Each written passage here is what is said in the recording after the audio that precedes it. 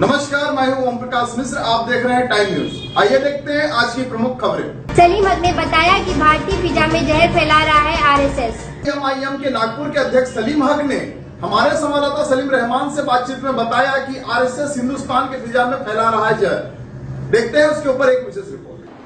ये जहर तो आरएसएस ने हिंदुस्तान की फिजाओं में घोल दिया है कि जिस तरीके की सांप्रदायिक बातें और सांप्रदायिक बातों का समर्थन करना, नाथुराम गोडसे का कातिलों का समर्थन करना और हिंदू और मस्जिद की और मंदिर की बात करना, तो ये आरएसएस ने कहीं ना कहीं जहर घोल दिया है। तो उसका तो असर कहीं ना कहीं चुनाव में दिखेगा कि कहीं ना कहीं हर नेता अपनी अपनी बात रखने के लिए जहरीले बयान देंगे, उस पर कानून अपना काम करेगा। उसके लिए प्रशासन है, अगर कहीं कोई गलत चीज बोली जा रही है तो, लेकिन ये देश के लिए खतरा है। मतलब एक तरफ पीएम नरेंद्र मोदी बिहार की पब्लिक मीटिंग पर बोलते हैं कि दादरी कांड के ऊपर वो दुख जताते हैं, दूसरे दिन दूसरा स्टेटमेंट देखा जाए उनके सीएम का हरियाणा का, तो वो दादरी कांड को लेकर और बीफ के ऊपर बहुत सी राजनीति गर्म हो रही है। बीफ अगर छोड़ दोगे तो हिंदुस्तान पे रहना होगा, बीफ अगर खाओगे तो हिंदुस्तान से बाहर जाना होगा। क्या है ये राजनीति? अकबरुद्दीन ओवैसी की बात की जाए, बिहार इलेक्शन कैंपेन में वो बात करते हैं, शैतानियत की बात करते हैं, एक दूसरे के ऊपर लान तान। बिहार इलेक्शन ऐसा लग रहा है पूरा राजनीति अखाड़ा बन चुका है। ठीक, ये देश में संविधान को परे रखकर जो बात हो रही है कि संविधान को दूर रखा जा रहा है और देश को एक संगठन चला रहा है, न कि संसद से देश चल रहा है। एक संगठन मेंटेन कर रहा है उसको, कि जिसमें हमारे प्रधानमंत्री जी, मुख्यमंत्री जी, बड़े बड़े मंत्री आके नागपुर में जो है माथा टेकते हैं।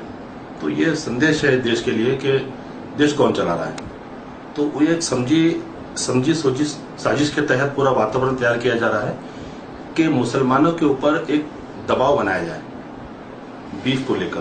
क्या बीफ आज से खा रहा मुसलमान, या 10 साल पहले या 15 साल पहले या 20 साल पहले गाय इनकी माता नहीं थी, अब कैसे माता हुई 2-4 साल में?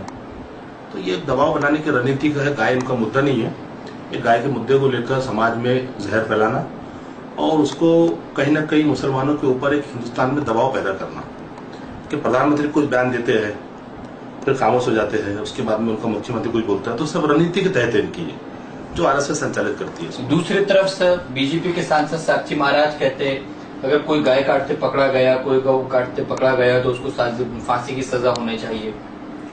5 स्टेट में अपने यहाँ गाय पर पाबंदी नहीं है जहां से बीफ एक्सपोर्ट होता है। ब्राजील के बाद में सेकंड नंबर हमारे भारत का आता है बीफ एक्सपोर्ट में। तो मैं समझता हूँ कि पूरे भारत में इन्होंने बीफ बैन करना चाहिए। फिर वहां से क्यों ये लोग उम्मीद कर रहे हैं कि 25,000 करोड़ रुपये हमको जो है गवर्नमेंट की रिकवरी हो रही है।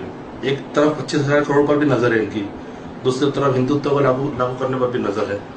तो कहीं ना कहीं इनको समझ में आ रहा है कि दबाव कैसे बनाना है, कारोबार कैसे करना है। कारोबार भी कर रहे हैं और दबाव भी बना है। आप उसका जो है रेशो उठा के देखिए इम्पोर्ट एक्सपोर्ट का, तो उसमें आज ब्राजील के बाद में भारत नंबर 1 पे आता है बीफ एक्सपोर्ट में।